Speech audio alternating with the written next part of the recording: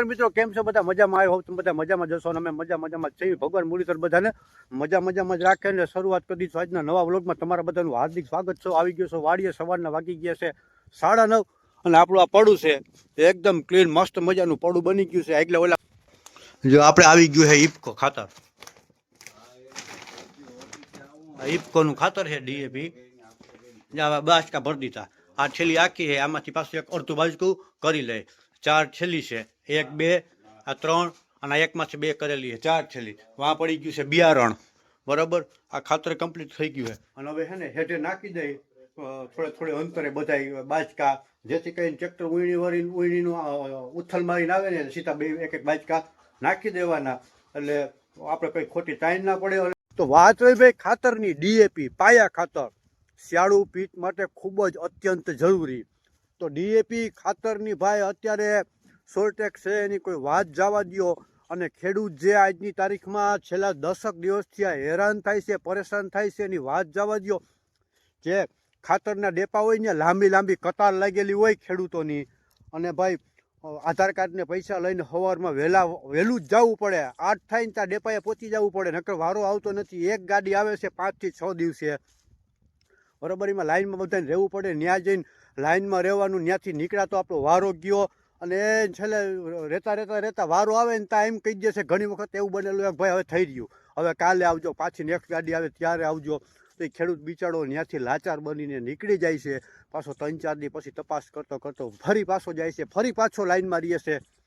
અને એમાંય ભાઈ એવું થાય છે કે તમે ડીએપીની છેલ્લી 2 લ્યો તો બીજી એક ભેગું બટકાવે, કંઈક એસપી લ્યો કે કંઈક પાવર ગોલ્ડ લ્યો કે નેનો ઉરિયા ને એવું બીજી આડાવરી છેલ્લીઓ બટકાવે છે.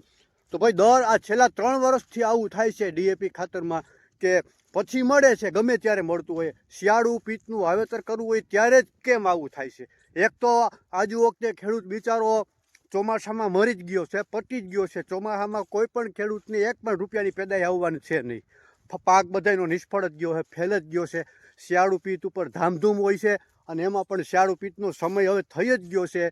અને ડીએપીના અભાવને લીધે લેટ થાય છે વાવેતર. કોઈ પણ અમુક પાસે ડીએપી જે સગવડવાળા ખેડૂત હતા એને ચોમાસાની અંદર ભરી લીધું હતું. બાકી જે નાનો ખેડૂત, બરાબર, એની પાસે કોઈ સગવડ હોય એટલે એ ખાતર ભરી શકવાનું નથી. 1350 રૂપિયાની એક બેગ આવે, એટલે એટલા પૈસાની સગવડ ના હોય તે નાનો ખેડૂત ભરી શકવાનો નથી. એ ખેડૂત અત્યારે નાનો ખેડૂત, જોકે બધા ખેડૂત લાચાર જ છે. શિયાળુ પિત્તમાં લેટ થાય છે, વાવણીનો ટાઈમ થઈ ગયો છે. અને હવે જો ચોમાસું પાક તો બધાને ફેલ જ ગયો છે. અને હવે પછી દિવસ શિયાળુ પિત્તમાં પણ મોડું થતું જાય છે. તો હવે આમાં એવું થાય છે કે જેમ મોડું થાય ને ઉત્પાદનમાં પણ ઘટાડો થાય. ચોમાસુમાં તો ખેડૂત પૈટો જ છે, ચોમાસું પિત્તમાં તો પાકમાં તો. હવે શિયાળુ પિત્તમાં પણ છે ને આમાં ટૂંકમાં ઉતારો કપાતો જાય. હવે કાયમથી કાયમ મોડું થતું જ રહે છે ઘઉંના વાવેતર માટે. બરાબર, જીરું ને ધાણામાં તો લેટ થઈ જ ગયું છે. ઘઉંના વાવેતરમાં ડે બાય ડે જેમ જતો જાય છે ને એમ લેટ થતા જાય છે. તો ભાઈ, અને આમાં મને તો એવું લાગે છે કે ગતકડું હોય છે. તો પ્રાઇવેટ જે છે ડીએપી, બીજું ઓલો કોરામંડળ ને આ ને તે બીજી કંપનીના એ બધા મળી જાય છે. તો સરદારનું ને ઇફકોનું સરકારી કેમ નથી મળતું? બરાબર, આમાં ગમે તેથી ગમે કોઈ ઊંડી તપાસ કરાવે એટલે ગમે કંઈક ગતકડું નીકળશે, એ ફાઇનલ વાત છે. આપણે દૂધ ગરમ કરી લઈ, પછી ચાની ચુસ્કીની મોજ લૂંટશું. દૂધ ગરમ થઈ ગયું છે, વધારે નાખી દીધું મિલ્કરમાં અને ચા ખાંડ નાખીને ચા મૂકી દીધો છે. મસ્ત મજાનો ચા બની ગયો છે. હાલો ચાની ચુસ્કી લેવા. એક વાટકી મોકલાવું મારા વાલા. ભાઈ આપણે ચા પાણીનો આનંદ લઈ લીધો છે ને વેણી વાળાનો પણ ફોન આવી ગયો. બધું કમ્પ્લીટ છે ને, આમ નીકળે તો ત્યાંથી નીકળી ગયા. મેં કીધું બધું કમ્પ્લીટ છે, આવી જ જાવ. હેઠે બધું રાખી દીધું છે, ગોઠવી દીધું છે. ટૂંકમાં 2 ઉથલનું છે ને બધું બાસકા નાના કરી લીધા, જેથી કરીને આપણે એકલા હોય ને તો પણ તાઈને ખેંચ ના પડે. મેં કીધું એમ સહેલાઈથી 2 ગોથાનું એક થઈ ગયું છે. શું છે આ બિયારણનું છે. આવી રીતે બધા સ્ટેપ બાય સ્ટેપ જો બાજકા નાના કરીને ગોઠવી લીધા છે. ઓલી આખી કોથ અને ઇફકોનું ઉરી આપણે મળ્યું છે ભાઈ. આ તાહણો છે અને આ બાજુથી વાવવા વરગવાનું છે અવરી સાઈડમાંથી. હવે અવરી સાઈડમાંથી શું કરવાને વાવવા વરગવું ને એનું પણ એક રીઝન છે. હું તમને એનો સ્પેશિયલ વ્લોગ આને પછી આવતીકાલે બનાવીને મૂકવાનો સૌ, કે ભાઈ રોંગ સાઈડમાંથી હંમેશા વાવેતર કરાય. શું કરવાને રોંગ સાઈડમાંથી વાવેતર કરાય એનું કારણ હું તમને આવતીકાલના વ્લોગમાં બતાવવાનો છું. એનો ફૂલ વિડીયો બનાવવાનો છું. વિડીયો પણ જોવાનું ભૂલતા નહીં. તો આપણે અહીંયા છે ને જો આ રીતનો પાણો મૂકી દીધો છે. વાંચી અહીંયા સુધી ફીટેથી માપી લીધું છે. આ તાહણો છે, આ બાજુથી વાવવા વરગવાનું છે. અને શુક્રવારને માપ્યું હોય ફીટથી, કારણ કે આ બાજુથી વાવવા વળી આ બાજુ તાહણો આવે ને ઓલી બાજુ તાહણો આવે. મારે એક વર્ષ જીતું એવું, બે બાજુ તાહણા આવ્યા હતા, જેના માટે મેં ફીટથી માપી લીધું છે. વાંચી અહીંયા સુધીની એક જેટ 135 ફૂટ થયું છે. ફીટેથી માપ્યું ને 135 ફૂટ થયું છે. આ એ જ રીતે સામે હેઠે માપી લીધું. ઓલે હેઠેથી 135 ફૂટ જ્યાં થયું ને ત્યાં મેં આ રીતનો ખાંભો કરી લીધો છે. ટ્રેક્ટર વાવવા આવશે ને એટલે અહીંયા છે ને પારો રાખ કરશે. જે ઓયણી હોય ને આ બાજુનો સાઈડનો પારો અહીંયા કરતા જશે. સીધે ઓલી બાજુ ખાંભો હોય ને આ બાજુનો પારો આવવો જોઈએ. એટલે એ રીતે વાવતા જવું ને એટલે ઓલી બાજુ તાહણો આવે નહીં. ફાઇનલી ભાઈ આપણે વીણી આવી ગઈ છે, વાવેતર ચાલુ થઈ ગયું છે. અને હું આ હેઠે જો આપણે આ ખાંભો કર્યો તો જાર્યો એ જ રીતનો ઓલે હેઠે ખાંભો કર્યો હતો. કારણ કે આપણે અહીંયા છે તાહણો, બરોબર. એટલે તાહણો બે બાજુ નો આવે ને એની રીતે આ બાજુ આપણે 135 ફૂટ માપ્યું હતું, ઓલી બાજુ 135 ફૂટ ને બે કોરે ખાંભે રહીને ઊભો રહી ગયો હતો, જેથી કરીને આપણે તાહણો આવે નહીં બે બાજુ. આ એક બાજુ તો આવે જ છે. અને વાવેતર ધીરે ધીરે ચાલુ કરી દીધું. વાવેતર ભાઈ કમ્પ્લીટ ચાલુ થઈ ગયું. આપણે આ એક કેરો હોવાઈ ગયો, બીજા કેરામાં આવે છે. ઘઉંનું વાવેતર કરવાનું છે. 4 વીઘાનું પડું છે, 6 મણ ઘઉં વાવવાના છે અને 4 થેલી DAP ખાતર નાખવાનું છે. વીઘે 1.5 મણ ઘઉંનું બિયારણ પડશે. અને આ રીતનું એટલું પડે છે. જો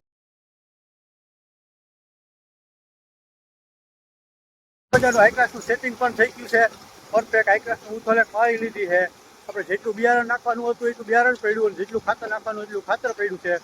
અને વાવેતર અત્યારે ચાલુ છે. અને આપણે ઘઉં વાવ્યા છે ટુકડા 496. અમારે આ બાજુ સાઈડમાં એ જ વધારે વવાતા હોય, ટુકડા 496. લોકોને વવાય પણ અમારા ગામથી આગળ બીજું ગામ છે ન્યા. અમારા આ એરિયામાં ટૂંકમાં મારું ગામ છે ને આ બાજુ સીમાળો વિસ્તાર કહેવાય. આ સીમાળા વિસ્તારમાં 98% ટુકડા 496નું વાવેતર થતું હોય. આ જે રીતે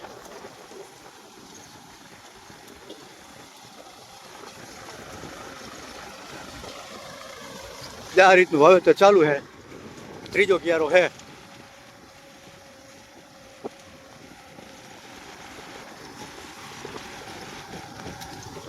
તો ભાઈ બીજા કોઈ એક્સપોર્ટ હોય તો જણાવી દેજો કે વીઘે 1.5 મણ ઘઉં ઓછા નહીં થાય ને કે વધારે ન થતા હોય ને કોમેન્ટમાં બતાવી દેજો.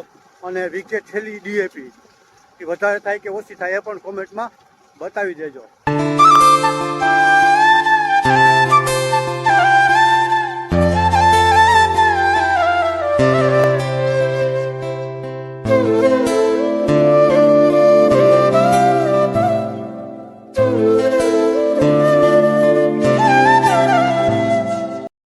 બહુ પાતળો નહીં રાખવાનો, બહુ જાડો નહીં રાખવાનો. શું થાય વધારે પાતળો રાખીને હાવ આછો કરીને તો પછી ઘઉં મોટા થઈને ઉંદર આવે ને તો તાણ આવે ને ફાટે ને એટલે ત્યાંથી પારો તૂટી જાય ને બીજા કેરામાં પાણી વયું જાય. અને જો વધારે પડતો ઘાટો કરીને તો વાવેતર ઓછું થાય. ટૂંકમાં પારો હોય ને જીગા વધારે રોકે એટલું વાવેતર ઓછું થાય, હાઈટ દબાય, આવા બધા પ્રશ્નો થાય. એટલે પારો માપમાં રાખવાનો, બહુ પાતળો નહીં બહુ જાડો નહીં. બાકી વાવેતર ચાલુ છે. આશા હતી 11 વાગે આવવાને પણ થોડુંક લેટ થઈ ગયું. બાજુમાં બીજું હોય ને 4 વીઘાનું વાવવાનું હતું. મને ફોન આવ્યો, મેં કીધું ભાઈ બાજુમાં કે 4 વીઘાનું વાવેતર કરવાનું કરી નાખી. મેં કંઈ વાંધો ને કરી નાખી. અત્યારે બપોરના 3 વાગ્યા છે તો ચાલુ કરી દીધું.